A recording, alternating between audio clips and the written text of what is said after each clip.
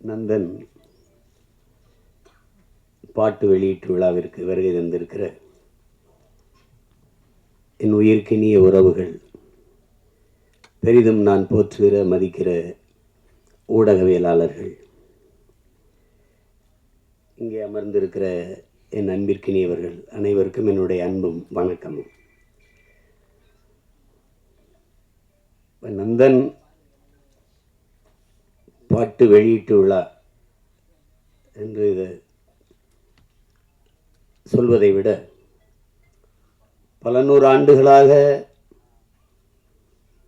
இந்த மண்ணின் மக்கள் பட்ட வலியை வெளியிடுகிற ஒரு விழாவாகத்தான் இதை பார்க்கணும். பாட்டு திறத்தாலே வையத்தை பாலித்திட வேண்டும், பெரும்பாவளன் பாரதி.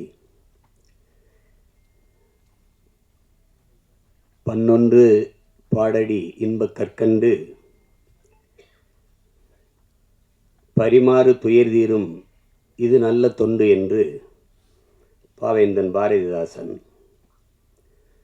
பாடும் பணியே பணியாய் அருள் தேடும் என்று சுந்தர அனுபூதி. இசை வடிவாய் நின்ற நாயியே என்று அபிராமிப்பட்டர். இவர்களெல்லாம்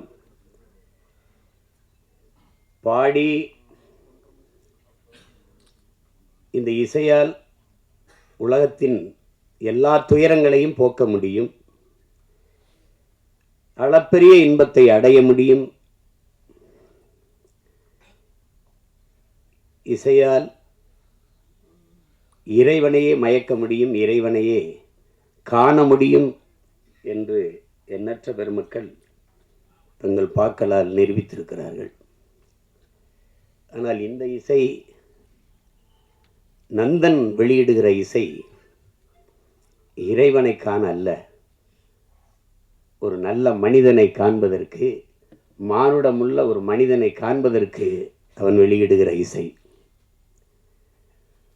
ஒளியை அடிப்படையாக வைத்து உருவாவதுதான் இசை. செவி வழியே சென்று இதயத்தை தடவி கேட்கும் உயிர்களெல்லாம் மயக்கி தன்வயப்படுத்துகிற ஒளியே இசை, அந்த ஓசையே இசை. ஆனால் நந்தன் வெளியிடுகிற இசை இதயத்தை தடவப்போவதில்லை, அது தட்டும், பேரளவில் அது தாக்கும். அதுதான் நந்தனுடைய இசை. காரணம், அந்த இசையை மீட்டுகிற வீணை அதன் நரம்புகள் கம்பிகளால் ஆனவை அல்ல, இரத்தமும் சதையும் உள்ள மானுடனின் நரம்பினால் பின்னப்பட்டவை. செத்துப்போன மாட்டின் தோளிலிருந்து எடுத்து செய்யப்பட்ட பறையின் இசை அல்ல, உயிரோடு இருக்கிற மனிதனின் தோலை உரித்து உருவாக்கப்பட்ட பறையின் இசை. இது நாம் ஆடுவதற்கல்ல, அதிர்வதற்கு எழுப்பப்படுகிற இசை நந்தனின் இசை. நாம் கேட்டு சிலிர்ப்பதற்கல்ல, சிந்திப்பதற்கு, நாம் ரசிப்பதற்கல்ல இந்த இசை, ஆழ்ந்து யோசிப்பதற்கு எழுப்பப்படுகிற இசைதான் என் தம்பி ரா சரவணன் உருவாக்கியிருக்கிற நந்தனின் இசை. அந்த இசையின் நாயகன் என் அன்பு இளவல் சிப்ரான் அவர்களுக்கும், என்னுடைய அன்பிற்கினிய கவிஞர் ரவி அவர்களுக்கும் என்னுடைய பாராட்டுக்கள். இங்கே படத்தை பார்த்தவர்களோட படத்தை பற்றி சொல்ல தயங்குகிறார்கள். என் தம்பி சரவணன்ட்ட கேட்டேன், கதை தெரிஞ்சிருமோ அப்படின்னு. கதை தெரிஞ்சாதான் படம் பார்க்கவே வருவாங்க. அது ஏதோ அதில் படத்தில் மறைவுர்கள், அது என்ன பேசுகிறதுல கூட மறைச்சி பேசுகிறாங்க. அது நீங்கள் போய் பாருங்கள் அப்படின்னு சொன்னால் தான் பார்க்க வருவாங்க அவங்க. ஒரு சில படைப்புகள் தான் திரையரங்கை விட்டு வெளியில் போன பிறகு அந்த கதையும் கதைக்களமும் கதா மாந்தர்களும் நம் பின்னாடியே வருவார்கள், நம் கூடவே பல நாட்கள் இருப்பார்கள், நம் கண்ணை விட்டு நம் உணர்வை விட்டு அகல மறுப்பார்கள். அப்படிப்பட்ட ஒரு தாக்கத்தை ஏற்படுத்திய படைப்பு தான் என்னுடைய தம்பி ரா சரவணன் அவர்களுடைய படைப்பு நந்தன். பல நூறு ஆண்டுகளாக இந்த இனம் தூக்கி சுமந்து வருகிற வழியை திரை மொழியில் பதிவு செய்யப்பட்டிருக்கு. நந்தனை எரிக்கும் போது நந்தன் எப்படி கதறி அழுதிருப்பானோ அந்த கதறல் தான், அந்த கதறல்களின் சில சிதறல்கள் தான் இந்த திரைக்காவியம். இது இங்கே தம்பி சசி அவர்கள் சொல்லும்போது இது ஆகச்சிறந்த ஒரு பதிப்பு. அது டப்புன்னு இந்த படத்தை பார்த்து அப்படி மறந்துட்டு கடந்தெல்லாம் போக முடியாது. அவ்வளவு பெரிய ஒரு பதிப்பு. அது ஒவ்வொரு காட்சிகளும் அவ்வளவு கவனமாக பதியப்பட்டிருக்கு. அப்படிதான் நான் பார்க்குறேன். இங்கே பல நாட்கள் பார்க்கணும்னு அதை என் தம்பி சரவணன் வலியுறுத்தி நேரம் இல்லாமையால் ரொம்ப நேரம் நெருக்கடிகளில் பார்த்தும் கூட அந்த படம் எவ்வளவு வேலைப்பளுவும் என்னை விட்டு நீங்காத அந்த காட்சிகள் என்னை அழித்து கொண்டிருக்கிறது. அவ்வளவு பெரிய தாக்கத்தை அந்த படம் தந்திருக்கு. இதில் படத்தின் மாந்தர்கள், குறிப்பாக என்னுடைய தம்பி சசி, அவன் நடித்த அயோத்தி படத்தை பார்த்து நான் பாராட்டினேன். என்னுடைய அருமை சகோதரர் ட்ரைடன் தியேட்டர் அந்த ரவிதான் தயாரித்திருந்தார். அது ஒரு சிறந்த படம்.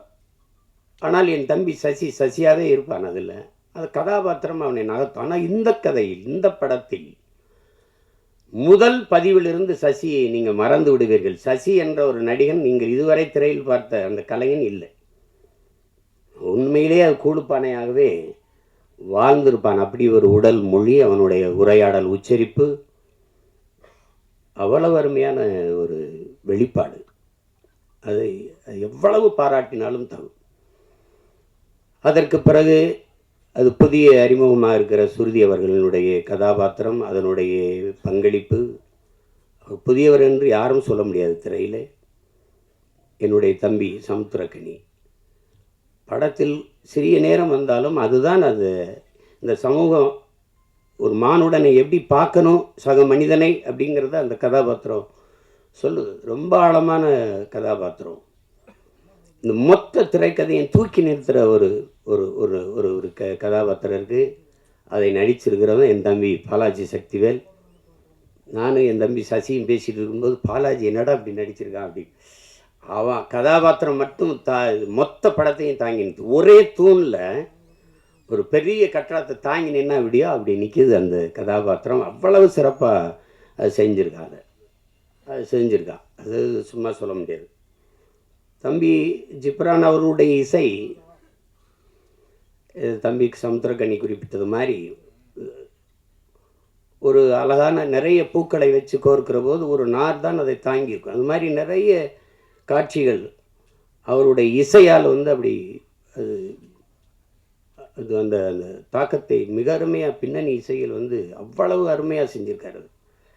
அதை ரொம்ப யோசிச்சு தான் முடிவெடுத்துருக்காங்க. ஜிப்ரான் தான் அது. ஏன்னா பின்னணி இசையில் ஒரு படத்தை தூக்கி நிறுத்துகிற ஆற்றல் ரொம்ப அரிதினும் அரிது. அது உலகத்திலே ஆகச்சிறந்த ஒரு இசை மேதை உண்டென்றால் அதற்கு நம்முடைய அப்பா இளையராஜா அவர்கள் தான். இன்றைக்கி அவருக்கு அடுத்து நிறைய இளவல்கள் வந்துட்டாங்க. இந்த மாதிரி அதை திரைக்கதையை இசையால் தூக்கி சுமந்து போகிற ஒரு ஆற்றல் மிக்க இளைஞன் தம்பி ஜிப்ரான் அவர்கள். அவருடைய படைப்பு, ஒளிப்பதிவாளர் சரண், கலை இயக்குநர்கள் எல்லாம் சிறப்பாக செய்திருக்கிறார். ஒரு அந்த புதிதாக நடித்திருக்கிற இப்போ இருக்கிறாங்க நிலா, சுதாகர், அவங்கெல்லாம் அதாவது தொழில்முறை நடிகர்கள் இல்லை. ஊரில் இருக்கிறவங்க ஒருத்தர் கூட ஒரு தவறாக ஒரு எப்படி சொல்கிறது முகபாவத்தை தந்திருக்க மாட்டாங்க. எல்லாம் உரிய அளவில் பிரமிச்சிருவீங்க நீங்கள். இந்த மாதிரி நேர்த்தியான படங்கள் ரொம்ப நாளாச்சு.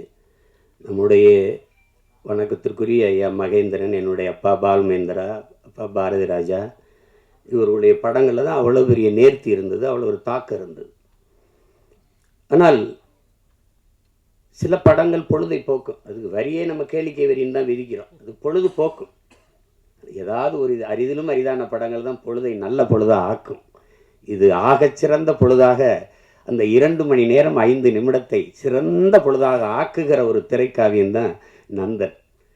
அது என் தம்பி இதுக்கு முன்னாடி கத்துக்குட்டி, இந்த உடன்பிறப்புலாம் எடுத்திருந்தாலும் கூட இந்த 3வது பதிப்பு மிக முத்தான பதிப்பு. அப்படி தான் நான் பார்க்குறேன். அது திரையரங்கு படம் முடிச்சுட்டு நாங்கள் ரொம்ப அவசரமாக போனாலும் நான் போகவே இல்லை. என்னுடைய மனைவியெல்லாம் அந்த கடைசி காட்சியிலேருந்து இப்படி திரும்பிக்கிட்டு அழுதுகிட்டு இருந்தாங்க. அது அவ்வளவு நெகிழ்ச்சியாக இருந்தது. அது அவங்களுக்கு இவங்கெல்லாம் சொல்ல பயப்படுவாங்க கதையை. நான் சொல்கிற கதை மிக ஆழமான கதை. தமிழ் நிலத்தில் மட்டும் இல்லை, இந்திய பெருநிலம் முழுமைக்கும் இன்றும் நம்மோடு இருக்கிற சக மனிதர்கள், நம்மை போல எலும்பு நரம்பு ரத்தம் சதை பசி உறக்கம் கனவு கண்ணீர் கொண்ட சக மனிதர்கள் எவ்வளவு தூரம் இந்த மண்ணிலே நசுக்கப்படுகிறார்கள், ஒடுக்கப்படுகிறார்கள், ஒதுக்கப்படுகிறார்கள் என்பதை உணர்த்துகிற ஒரு ஒப்பற்ற திரை காவியம்தான் இந்த நந்தன். நாட்டின் இன்னைக்கு பொருளாதார அடிப்படையில் இடஒதுக்கீடை நாம் பேசுகிறோம், நாம் வரவேற்கிறோம். ஆனால் இடஒதுக்கீடு ஏன் கொண்டு வரப்பட்டது அப்படிங்கிறத நீங்கள் அறிவார்ந்த என் உறவுகள் நீங்கள் சிந்திச்சு பார்க்கணும். சீமான் இந்த தெருவில் போகக்கூடாது என்றது ஏழை என்பதற்காக அல்ல. என் உடன் பிறந்தவர்களே, இந்த கோயிலில் நான் நுழையக்கூடாது என்பது நான் ஏழை என்பதற்காக அல்ல. இந்த குளத்தில் நான் குளிக்கக்கூடாது என்பது நான் ஏழை என்பதற்காக அல்ல. நான் இழிமகன், ஈன சாதி, தாழ்ந்தவன், தீண்டத்தகாதவன் என்பதற்காக. எதன் பொருட்டு இங்கே எனக்கு கல்வி, வேலைவாய்ப்பு, அரசியல் அதிகாரம் மறுக்கப்பட்டதோ அதன் பொருட்டே அது கொடுக்கப்பட வேண்டும் என்பதற்காக உருவாக்கப்பட்ட ஒன்றுதான் வகுப்பு வாரி பிரதிநிதித்துவம். அதை நீங்கள் புரிஞ்சுக்கணும். ஏழை சீமான் நாளை அதானி அம்பானி ஆகிவிடலாம், பொருளாதார அளவுகோல் மாறிவிடும். ஆனால் இன்றைக்கு இழிமகன் சீமான் எந்த உயரத்திற்கு போனாலும் என் மீது சுமத்தப்பட்ட சாதிய இழிவு போக மறுக்கிறது. அதற்கு சான்று சீமான் அல்ல, இந்த நாட்டின் முதல் குடிமகன் பிரசிடென்ட் ஆஃப் இந்தியா ராம்நாத் கோயிலுக்கு வெளியே ஒரு மரத்து நிழல்லே குடும்பத்தோட யாகம் வளர்த்து கும்பிட்டு போனது இன்னும் இருக்கு. வரலாற்று நிகழ்கால நிஜம். நாட்டின் முதல் குடிமகள் Draupadi Murmu president of India, நாட்டின் பிரதம அமைச்சர் மாண்புமிகு ஐயா நரேந்திர மோடி ஒரு நாற்காலியிலே, ஐயா அத்வானி ஒரு நாற்காலியிலே, அவர் வீட்டு வாசலில் அமர்ந்து பேசுகிறார்கள். அந்த அருமை பெருமகள் அந்த ஓரத்திலே கைகட்டி நின்று கொண்டிருக்கிறாள். Citizen of president of India. இந்த நாட்டில் பெண்ணிய உரிமை பேசுகிறோம், பெண்களுக்கு இடஒதுக்கீடு பேசுகிறோம், சமத்துவம் பேசுகிறோம், சகோதரத்துவம் பேசுகிறோம், ஜனநாயகம் பேசுகிறோம். நாட்டின் முதல் குடிமகள், இந்திய நாட்டின் பிரதமர், இந்திய நாட்டின் பிரசிடென்ட் ஆஃப் இந்தியாவுக்கே அந்த நிலைமை என்றால் சாதாரண ஊராட்சி மன்ற பிரசிடென்ட் தலைவருக்கு என்ன நிலைமை இருக்கும் என்று என் அரும் தம்பி தங்கைகள், என் உடன் பிறந்தார்கள், சிந்திச்சு பாருங்க. இன்றைக்கும் கொடியேற்ற முடியாது. இங்கே எத்தனையோ மாமன்றங்களில் மாநகர மாமன்ற உறுப்பினர்கள் இருக்கிற அவையிலே தாழ்த்தப்பட்டவர்கள் இருப்பதற்கு இருக்கை போடப்படவில்லை என்பது இன்றும் நிகழ்கிறது. உயர் சாதிக்காரன் சுடுகாட்டு வழியே தாழ்ந்தவன் ஒருவன் இறந்து போனால் அவன் பிணத்தை எடுத்துட்டு போக முடியாது. எங்கோ அல்ல, நாகப்பட்டினத்தில் நிகழ்ந்தது. கோயிலுக்குள் நுழைய முடியாது, திறந்து போய் கும்பிடடா என்று சொல்ல ஒருத்தனும் இல்லை. பூட்டை போட்டு சாவி எடுத்துக்கிட்டு வர ஆள் இருக்கு. ஏன் சிவனை நந்தனார் சரித்திரத்திலே 63 நாயன்மார்களில் ஒருவன் பறையன். அவன் சிவன் பக்தன், எவனுக்கும் சற்றும் குறைவில்லாத பக்தன் நந்தன். எத்தனை 100 ஆண்டுகளாக அந்த வழி துரத்துகிறது. இன்றும் பல நந்தன்கள், பல ஆயிரம் நந்தன்கள். நந்தன் வெளியிலே 63 நாயன்மார்களில் ஒருவன் சிவன் கோயிலுக்கு வெளியிலே சிவனை வழிபட தவிக்கிறான். எல்லோரும் உள்ளே. நந்தி அங்கே நிற்கிறது, சிவனை வழிபட மறைக்கிறது. நந்தனுக்கு சிவன் தெரியாமல் நந்தி மறைக்கிறது. அதை பார்த்த சிவன் நந்தியை நகர்த்தி வைத்தான் என்பது வரலாறு, கதை. அப்போது என்ன கேட்க தோன்றும்? எந்த ஒரு மானுடனுக்கும் ஒரு கேள்வி எழும் இல்லையா? நந்தியை நகர்த்தி வைத்த சிவன் நந்தா உள்ளவாடா என்று ஏன் கூப்பிடல? இந்த கேள்வி எழுமா இயலாதா? அப்ப இறைவனுக்கும் தீண்டாமை இருந்ததா? நீனும் சாதிய பாகுபாடு பார்த்தாயா? பாருங்க, இந்த கேள்விதான் படம், நந்தன் படம். சாதிய இழிவை துடைத்தெறிய போராடாமல் இருப்பதை விட செத்து ஒழிவதே மேலானது. அண்ணல் அம்பேத்கர். இந்த வார்த்தையில வலி இருக்குதா? அதை உணர முடியுதா? என்னைக்காவது என் உடன் பிறந்தவர்களை, நீங்கள் இருந்து சாப்பிட்டு எழுந்த இடத்தை தண்ணீர் விட்டு கழுவியதை நீங்கள் பார்த்தது உண்டா? இந்த தெருவிலே நீ நடக்கக்கூடாது, இந்த கோயிலுக்குள் வரக்கூடாது என்று சொன்னதை நீங்கள் கேட்டதுண்டா? தோல் மேலே கையை போட்டு நீங்கள் என்ன சாதி என்று தெரிந்து கொள்வதற்கு நீங்கள் என்ன ஆளுக என்று கேட்டதை நீங்கள் என்னைக்காவது அந்த வழியை உணர்ந்திருக்கிறீர்களா? உங்களை அழைத்து கொண்டு போய் உங்கள் அப்பா பேர் என்ன, உங்க ஊர் என்ன, உங்க அப்பா என்ன வேலை பார்க்கிறார், எந்த தெருவில் வாழ்கிறீர்கள், எதற்கு, நீ என்ன சாதி என்று கண்டறிவதற்கு? இந்த வழியெல்லாம் நீங்கள் அனுபவித்தது உண்டா? இந்த குளத்தில் நீ குளிக்கக்கூடாது என்று சொல்லதுண்டா? தண்ணீரை வாய் வைத்து குடிக்கக்கூடாது, அண்ணாக்கத்தான். அது சுகாதாரம். இன்னைக்கு அண்ணாக்க எல்லாரும் குடிக்கிறோம், அது வேறு. இரட்டை குவளை முறை, அதெல்லாம் பார்த்தது உண்டா? நீங்க ஒவ்வொரு சாதிக்கும் ஒரு முடிதிருத்துகிறவர் உண்டு. பார்த்து உண்டுதா? சலவை தொழிலாளி இந்த சாதிக்கு விழுக்கிறவர் தனி. இந்த குளத்தில் தான் குளிக்கணும், மாறி குளிச்சனா குளம் விழுணும். இதெல்லாம் எங்க இருக்குன்னு நினைக்காது. இன்னும் இங்க இருக்கு, இன்னும் இருக்கு. எத்தனை ஊராட்சி மன்ற தலைவர்கள் இந்திய நாட்டின் விடுதலை கொடியை ஏற்ற முடியாமல் கொடி விடுதலை கொடி, ஆனால் அவன் பெற்று இருக்கிறானா? சத்துணவு ஆயா தாழ்த்தப்பட்ட மகள், அவள் சமைத்து போட்டதை சாப்பிட மாட்டோம் என்று எத்தனை பிள்ளைகள் சாப்பிடாமல் போனது இல்லையா? அரசு சாப்பிட வைக்கிறதுக்கு என்ன முயற்சி? அவளை பணியிட மாற்றியதுதான் இன்றும் இங்கே நிகழ்கிறது. உடன் பிறந்தவர்களே, நாகப்பட்டினத்துல சுடுகாட்டு வழி எடுத்துட்டு போக முடியல, சுடுகாட்டு வழியே. ஆனால் மாவட்ட ஆட்சியர் எங்க போனார்? நீங்க எடுத்துட்டு போங்க, நான் பாப்போம்னு சொல்லல, மாற்று வழிதாரம் அங்க கொண்டு போச்சுக்கிறீங்க. இதுதான் இன்னும் இருக்கிற நிலைமை. அப்ப அதிகாரத்துக்கிட்டே தீண்டாம இருக்கு, பாகுபாடு இருக்கு. அடித்தட்டு மக்கள் என்ன செய்ய முடியும்? அது இன்னும் அந்த நந்தனை எரித்த தீ இன்னும் எரிந்து கொண்டுதான் இருக்கிறது. அதை தான் இந்த படம் வலியுறுத்துது.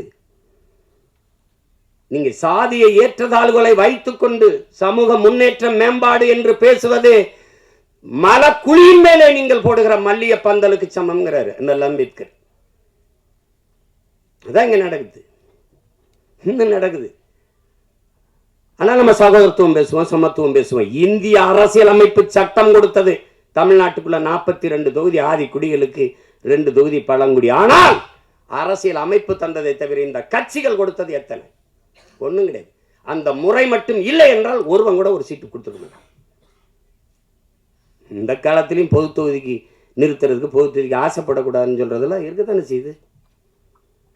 மொத்தமா வச்சு செதுக்கி தள்ளிட்டான் 2 மணி நேரம் 5 நிமிஷத்துல மொத்தமா. அதாவது ஒரு பெரிய அரசியல் பொது மேடைகளை பேச தயங்குறதை திரைமொழியில் மொழிபெயர்த்ததுக்காகவாது என் தம்பி சரவணன் போற்றத்தக்கவன், பாராட்டப்படத்தக்கவன். யாரும் இந்த படத்தை தயாரிக்க மாட்டாங்கன்னு அவனுக்கு தெரியும்.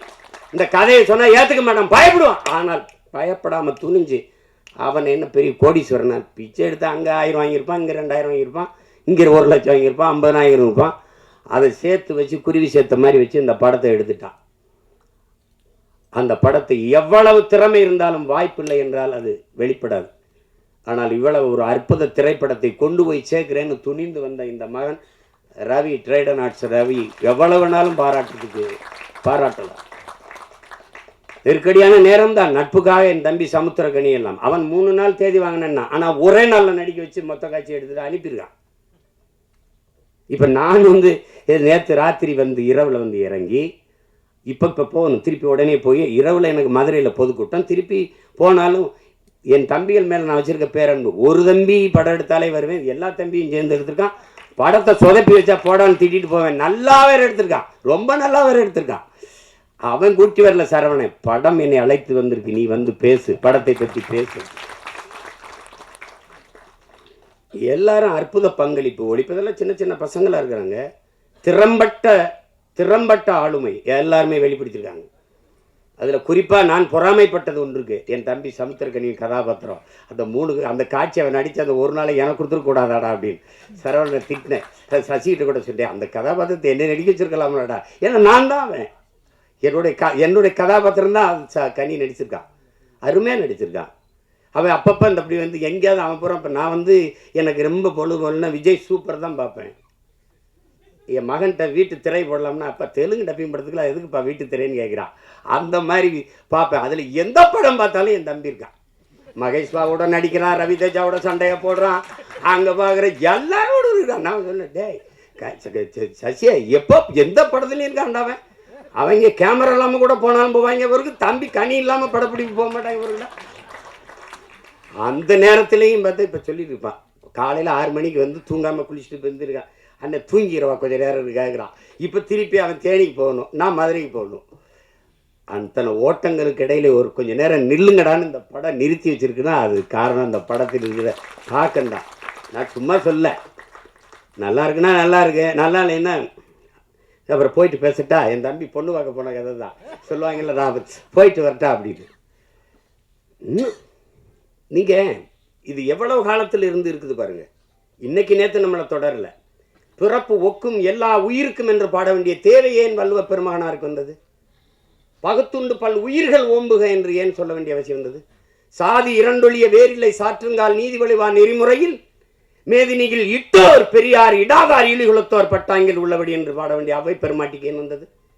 பறச்சியாவதேதடா பணத்தியாதேவதா இறைச்சி தோல் எலும்பிலே இலக்கமிட்டு இருக்குது என்று பாட வேண்டிய சித்தர் சிவாக்கிற்கு ஏன் வந்தது? எதுக்கு வருது?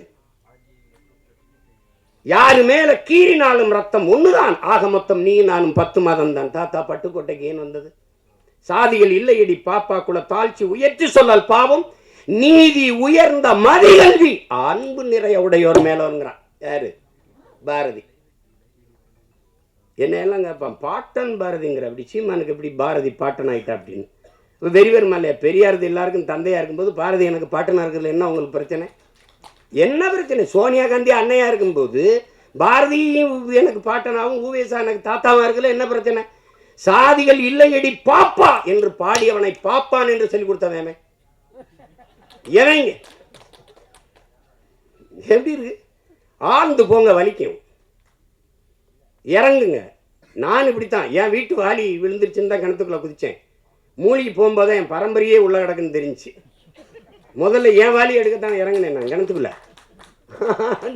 அது உலக பாருங்க, இருட்டறையில் உள்ளதடா உலகம், சாதி இருக்கின்றதென்பானும் இருக்கின்றானே என்றான் புரட்சி பாவலன். பாருங்க, தமிழுக்கு அமுதன் என்று பேர் அந்த தமிழ் இன்பத்தமிழ் எங்கள் உயிருக்கு நேர்ந்து பாடிய பாரதிதாசன் புரட்சி பாவலன். தமிழ் வளர்த்தல் ஒன்று, சாதி ஒழித்தல் மற்றொன்று என்று பாடல.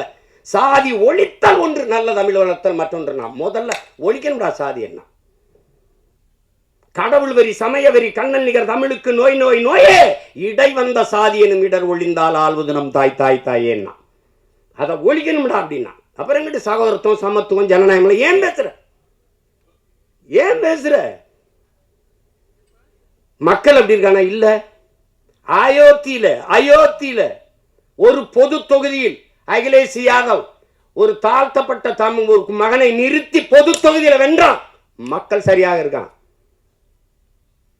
21 தேர்தலில் 16 இடங்கள் பொது தொகுதியை கொடுத்த ஆதி தமிழ் குடிகளுக்கு. எல்லாரும் சொந்தங்களை உங்கள்கிட்ட சொல்றேன், நீங்க வேணா எடுத்து புள்ளி வரங்களை பாருங்க. நான் பொது தொகுதியில் ஆதி தமிழ் பிள்ளைகளை நிறுத்திய இடத்தில் தான் எனக்கு வாக்கு அதிகம். நீங்க எடுத்து பாருங்க வேணா புள்ளி விவரங்களை. அப்ப மக்கள் சரியா இருக்காங்க, நீ சரியா இல்ல. எல்லா வழியும் மொத்தமா ஒரு படம் பேசுதுன்னா அது நந்தன் பேசுது. அந்த படத்துக்கு பேர் பொருத்தம் அப்படி இருக்கு. நந்தனார் சரித்திரம் நீங்க அது பார்த்துருக்க முடியும். இப்போ அப்போல்லாம் நாடகமாக கூட வந்துச்சு, இப்போ இல்லை. அதுதான் அந்த நந்தனை எரித்த தீயில் ஒரு ஒரு கொஞ்சம் எடுத்துகிட்டு வந்து தான் எரிய விட்டுருக்கான் என் தம்பி. அந்த நந்தனில் கைரே வச்சுருக்கான் பாருங்க. கல்வி அறிவற்ற சமூகம், படிக்க பள்ளிக்கூடம் கல்வி என்ன சொல்றது, கல்வி வரவே மறுத்த சமூகம் நாங்கள். SC ST schedule tribes SC Paraiyar Devendrar எல்லாருக்கும் இடஒதுக்கீடு இருக்கு. 18 விழுக்காடுங்கிறீங்க. முதல்ல எஸ்டிக்கு கம்யூனிட்டி சர்டிபிகேட் இருக்கா? சாதி சான்றிதழ் இருக்கா? ஆதி தமிழ் குடி குறவருக்கு இருளருக்கு சாதி சான்றிதழ் இருக்கா? இல்ல.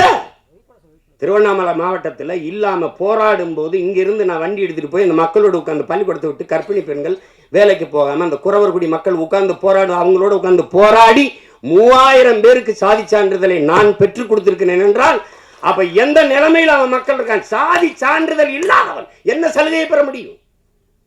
ரேஷன்ல அரிசி போடுறான், சரிதான், ரேஷன் கார்டுல தானே வாங்க முடியும், கார்டே இல்லையே. அந்த மக்களின் வலியை நீங்க அது பார்த்தாதான் தெரியும், அனுபவிச்சானது என்ன தெரியும். நமக்கு எல்லாமே செய்தி தான். விவசாயி செத்தாலும் செய்தி தான், நமக்கு மீனவன் செத்தாலும் செய்தி தான், எல்லாமே நமக்கு செய்தி தான்.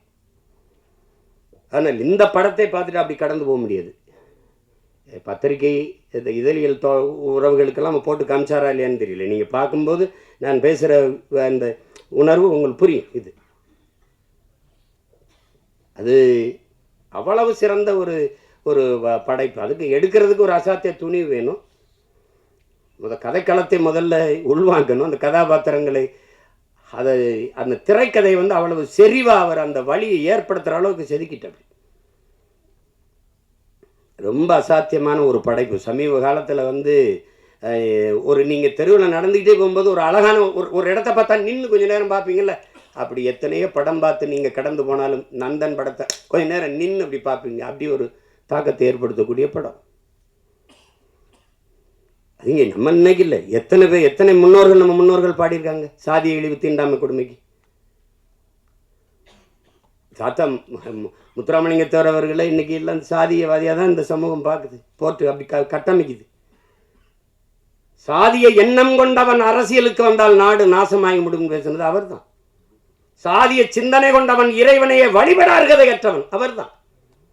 உன்கிரகை உயர்ந்தது உழைக்கிறகை தாழ்ந்தது என்கிற எண்ணம் எவருக்கும் இருக்கக்கூடாது. இறைவனுக்கு முன்னே இரண்டு கையும் இணைத்துத்தான் வணங்குகிறோம் என்று சொன்னதும் அவர் தான்.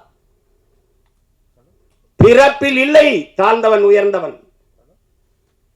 அவன் பெற்றிருக்கிற கல்வி அறிவு, அவனுடைய தனி மனித ஒழுக்கம், செயல்பாடுகள், இதை வைத்துத்தான் ஒருவன் உயர்ந்தவன் தாழ்ந்தவன் என்று. இதைத்தான் எல்லாம் அம்பேத்கர் சொல்றார். நான் குடிக்க மாட்டேன், மதம் இருந்த மாட்டேன், மனைவி தவிர வேற ஒரு பெண்ணை நினைக்க மாட்டேன், ஊழல் வர மாட்டேன், லஞ்சம் வர மாட்டேன். இந்த சமூகம் ஒழுக்கத்திற்கு என்னென்ன வரையறை வைத்திருக்கிறதோ அதையெல்லாம் கடைபிடித்து வாழ்கிற நான் இளிமகன், தாழ்ந்த சாதி. இந்த சமூகம் எதையெல்லாம் தவறு என்று போய்த்திருக்கிறதோ, ஒழுக்கக்கேடு என்று போய்த்திருக்கிறதோ அதையெல்லாம் செய்கிற ஒருவன் உயர்ந்த சாதி என்று பிறந்ததினாலேயே அவன் உயர்ந்தவன் என்று சொல்கிறாய். இது எப்படி ஏற்கிறதுங்கிறது நீங்களே சொல்லுங்க. எப்படி இருக்கிறது? எப்படி இருக்கிறது? எங்க அண்ணன் கமலஹாசன் என்கிட்ட பேசுனது இருக்கு தனிப்பட்ட முறையில். நான் குளிக்காம ரெக்கார்டிங் தேட்டர் போவேன் தம்பி, நான் கறி சாப்பிடுவேன், நான் அசைவ உணவு சாப்பிடுவேன், சாமி கும்பிட மாட்டேன். பாருங்க, இது எங்கள் அண்ணன் கமலஹாசன் எதுக்கு சொல்ல வர்றாரு. ஆனால் இதில் எதையுமே செய்ய மாட்டார். ஐயா இளையராஜா சாமி கும்பிடுவார், கவிச்சு சாப்பிட மாட்டார், குளிச்சுட்டு தான் வருவார், எல்லாம் பண்ணுவார். அவர் பறையன், நான் ஐயன். புரியுதா? அந்த வேறுபாடு புரியுதா? சமூகம் எப்படி கட்டமைச்சிருக்கு பாருங்க. இப்போ யார் உயர்ந்தவர்? எது உயர்ந்தது? எதன் அடிப்படையில் நம்ம அதை பார்க்குறோம்? அதுதான் பிரச்சனை. ஒரு மனிதன் என்ன வழி இருந்தா பேசுற பாருங்க. ஒரு மனிதன் ஒரு வாழ்நாளில் 10,000 புத்தகங்கள் படிக்கணும். இது சீன பழமொழி. ஐயா இறையன்பு எழுதின 10,000 மைல் பயணத்தில் முதல்ல அதை எழுதியிருப்பார். 10,000 புத்தகங்கள் படிச்சிருக்கணும், 10,000 கிலோமீட்டர் பயணம் செஞ்சிருக்கணும். இது ஒரு மனிதனுடைய வாழ்நாளில். அது சீன பொன்மொழி. அதை எடுத்திருப்பார். 10,000 மைல் பயணம் புத்தகத்தை படிச்சிங்கன்னா முதல்ல இதை எழுதியிருப்பார். ஆனால் 64,000 புத்தகங்களை படித்த ஒருவன் இருக்கான் உலகத்தில். தனி மனிதன் நூலகம் தெற்காசிய கண்டத்திலேயே பெரிய நூலகமாக இருந்தது ஒருத்தனுடையது தான். அவன் ஜமீனும் இல்லை, திவானும் இல்லை, அவன் அமைச்சர் பெரிய கோடீஸ்வரனும் இல்லை. அப்படி புத்தகங்களாக வாங்கி சேர்க்க. அவன் நகையை வாங்கி சேர்த்தான், காரை வாங்கி சேர்த்தான், சொத்தை வாங்கி சேர்த்தான். ஒருத்தன் புத்தகத்தமாக சேர்த்துருக்கான். படுக்கிற இடம் கூட தான் படிக்கிற இடத்துக்கு பக்கத்தில் இருக்கணும். நூலகத்துக்கு அருகிலேயே அறை எடுத்து தங்கியவன். உலகத்தின் தலை சிறந்த கல்வியாளன் சிலையை சிறக்கப் போகிறோம் என்று ஆஸ்திரேலிய பிரதமர் போய் சிலையை திறக்கிறார். ஒரு சிவப்பு பட்டு துணியிலே போர்த்தி இருக்கிறது. திறக்கிறாங்க, மார்பளவு சிலை. திறந்தால் அறிவாசான் அண்ணல் அம்பேத்கருடைய சிலை. என் அருமை பெருமக்களே, அந்த பேரறிஞன் சொல்லுகிறான், அவன் பட்ட வழியில் இருந்து அவன் மொழி வருகிறது. ஆடு குளித்து செல்கிறது இந்த குளத்திலே, மாடு குளித்து செல்கிறது சக மனிதன். நான் குளித்து வெளியேறக்கூடாதா? அந்த வழியை நீங்க புரிஞ்சுக்கிட்டீங்கன்னா இந்த படம் உங்களுக்கு ரொம்ப பிடிக்கும். இந்த வழியின் மொழிதான் நந்தன்கிற திரைக்காவியம். வழி இருந்தால் படத்தோட பொருந்திருவியே, அது உங்களை பாதிக்கும். இல்லை என்றால் இந்த படம் போதிக்கும். ஆனால் எப்படியாவது இந்த படம் உங்களை செய்யும். படைப்பு என்பது என்ன? என் உடன் பிறந்தவர்களே, ஒரு கல்லூரி வாசலில் ஒரு கல் இருக்குது, பெரிய கல். அவன் என்ன சொல்கிறான், இதை எடுக்கணும், என்னடா பண்ணலாம் அப்படின்னு. அடித்து நொறுக்கி பூமிக்குள்ள புதைச்சிடலாம் ஒரு மாணவன். அதை எழுதிட்டு இது என்ன செய்யலாம்னு சொல்லுங்கடான்னா ஒருத்தன் எழுதிட்டு வரான். அடித்து நொறுக்கி சின்ன சின்ன கற்களாக வச்சு பூமிக்குள்ள புதைச்சி விட்டுறலாம் ஒருத்தன் இதை உடச்சி ரெண்டாக போட்டு படிக்கல்லாம் போட்டு எல்லாம் நடந்து போகலாம். அது எப்படி ஒருத்தன் எழுதுறான், அது தேவையற்ற பகுதியை நீக்கிடலாம். சரி நீக்கு பார்ப்போம்னா, தேவையற்ற பகுதியை நீக்கினா அழகான சிலையாக இருக்குது, அதை பார்த்து எல்லாரும் ரசிக்கிறான். இதுதான் படைப்பு. இது தேவையற்றதை நீக்கிறதுக்கான பெரிய முயற்சி தான் நந்தனுங்கிற ஒரு அழகிய கலைப்படைப்பு. அதை கலைப்படைப்பு அதுதான். அதை என் தம்பி ஆள் ஒல்லியாக இருக்கான், உளி மாதிரி இருக்கான்னா செதுக்கி இருக்கான். ஒளியே சிற்பியாக இருந்து செதுக்கிய படம் தான் திரைக்காவியம் தான் இந்த நந்தன். எவ்வளவு வேணாலும் நீங்கள் விட்டீங்கன்னா, நான் எனக்கு விண்ணூர்திக்கு நேரம் இருந்ததுன்னா பேசிகிட்டே இருப்பேன். அவ்வளவு தாக்கத்தை என்னுள்ள ஏற்படுத்திய ஒரு திரைக்காவியம் நந்தன். அயோத்தியிலே இதே தான். ஆனால் அந்த திரையரங்க வாசலில் தான் பேச முடிஞ்சது, இது மாதிரி பேச வாய்ப்பு இல்லை. இப்போ நிறைய கதையை சொல்லிட்டேன்னா அது இந்த வெளியிடுறவர் என் தம்பி ரவி கோச்சால் வச்சுருக்காரு. வெற்றி விழாவில் ஒரு தடவை வெற்றி 50 நாள் ஓடி ஓடி வரும்போது விழா எடுத்துரு மறுபடியும் பேசுவோம், மிச்சத்தை பேசுவோம். ஒரு சிறந்த படைப்பு, ஆகச்சிறந்த படைப்பு. அருமை இளவல்கள் எல்லோரும் இணைந்து ஒப்பற்ற ஒரு திரைக்காவியத்தை தந்திருக்கிறார்கள். இன்றும் நம்மோடு வாழ்ந்திருக்கிற சக மனிதர்களின் வழி அதை திரையில் மொழிபெயர்த்த என்னுடைய தம்பி சரவணனுக்கு என்னுடைய அன்பு நிறைந்த வாழ்த்துக்கள், பாராட்டுக்கள். எவ்வளவு வேணாலும் சொல்லலாம். அவனோடு உடனிருந்த ஒத்துழைத்த ஒவ்வொரு திரைக்கலைஞர்களுக்கும் என்னுடைய அன்பும் வாழ்த்துக்களும். இங்கே இந்த செய்தியை எடுத்துக்கொண்டு போய் நீங்கள் எப்போவுமே நல்ல ஒன்றை பாராட்டியிருக்கிறீர்கள். இது ஒரு சிறந்த படைப்பு. கொண்டு போய் சேர்த்து இந்த படத்தை வெற்றி பெற செய்யுங்கள். எளிய கலைஞர்கள், இளைய கலைஞர்கள் சேர்ந்து உருவாக்கிய ஈடு இணையற்ற ஒரு திரைக்காவியம். இது வெற்றியடையட்டும். இன்னும் பல சிறந்த திரைப்படங்கள் நமக்கு உருவாகட்டும். அது இது ஒரு இது இது ஒரு ஒரு புரட்சி என்பது புரட்சி. பகத்சிங்கிட்ட போய் புரட்சினா என்ன? புரட்சி என்பது ரத்தம் சிந்தும் வன்முறையாகத்தான் இருக்க வேண்டும் என்பது அல்ல. அது துப்பாக்கி தோட்டாக்களை தொழுவதும் அல்ல. அப்ப எதுதான் பகத்சிங் புரட்சி? வெளிப்படையாகவே அநீதிகளால் கட்டமைக்கப்பட்ட சமூகத்தை தகர்த்து முற்றுமுழுதாக புதிய ஒரு சமூகத்தை படைப்பதுதான் புரட்சிங்கிறான். அப்படி ஒரு புதிய ஒரு சமூகத்தை படைப்பதற்கான முயற்சி தான் நந்தன் படம் ஏற்படுத்த போகிற புரட்சி. புரட்சி என்பது ஒவ்வொரு மனிதனின் காலுக்கு கீழே காத்து கிடக்கிறது காய்ந்த சருகுகளாக, ஒரு தீக்குச்சியின் உரசலுக்காக. அந்த தீக்குச்சி தான் நந்தன் பற்ற வைத்து போடுகிற தீக்குச்சி. அன்பிற்குரியவர்களை, புரட்சி தீ பற்றி எரியட்டும். மாற்றம் என்பது மானுட தத்துவம். மாறாது என்ற சொல்லை தவிர மற்றவை அனைத்தும் மாறிவிடும். மாறுவோம், மாற்றுவோம். புரட்சி ஓங்க. வாழ்த்துக்கள்.